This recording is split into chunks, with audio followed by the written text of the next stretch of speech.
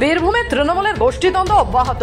আবারও কাজল শেখ বনাম অনুব্রত মণ্ডল। প্রসঙ্গত, নানুর বিধানসভা এলাকার বোলপুর ব্লকের অধীন সিঙ্গে গ্রাম পঞ্চায়েত এলাকার প্রাক্তন পঞ্চায়েত সমিতির মেম্বার হীরা মণ্ডলকে গত রাতে মারধর করার অভিযোগ উঠল কাজল শেখ ঘনিষ্ঠ তৃণমূল স্থানীয় নেতাদের বিরুদ্ধে। হীরা মণ্ডলের অভিযোগ, গত রাতে তিনি বাড়ি ফিরছিলেন বোলপুর থেকে। বোলপুরে তৃণমূলের মিটিং ছিল, সেই মিটিং সেরে বাড়ি ফিরছিলেন। ঠিক তখনই তাকে গাড়ি দাঁড় করিয়ে বেধড়ক মারধর করা হয়। তার হাত এবং পা মেরে ভেঙে দেওয়া হয়েছে। আর এই কাণ্ড ঘটিয়েছে স্থানীয় তৃণমূল নেতা apple Mallick.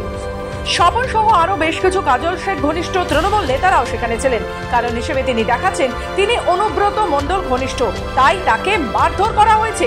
Bolpur party office Gitanjali একটা প্রোগ্রাম ছিল, ওখানে এসেছিলাম।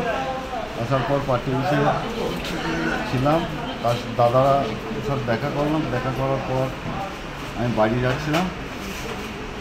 বাড়ি যাওয়ার পর এমনি হচ্ছে, কারণ পরশু দিন যে বোলপুরে মিটিং ছিল, সেই কোর কমিটি মিটিংয়ে আমরা যেহেতু বোলপুরের অনুগামী, কেষ্টদার অনুগামী, চাঁদুদার অনুগামী, সুদীপ্তদার অনুগামী, বিকাশ দাসের অনুগামী।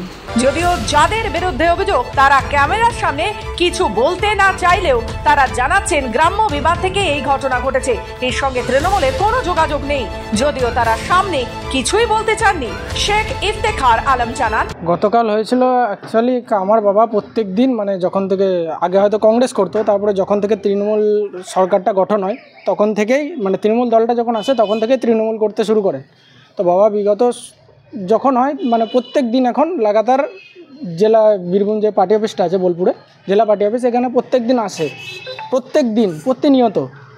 তো এভাবেই আসা যাওয়া করতে করতে কালকে হঠাৎ করে বাবা যখন প্রায় 8:30 9টা নাগাদ বাড়ি যায়, তখন কিছু দুষ্কৃতী ওখানে পথ আটকে, চীনা পরিচিতি ছিল হয়তো, কিছু দুষ্কৃতী পথ আটকে মারধর করতে শুরু করে। তবে এটা কি বলা যেতেই পারে বীরভূমের দুই হাই ভোল্টেজ নেতা কাজল শেখ ও অনুব্রত মণ্ডলের গোষ্ঠী কোন্দল এখনো অব্যাহত?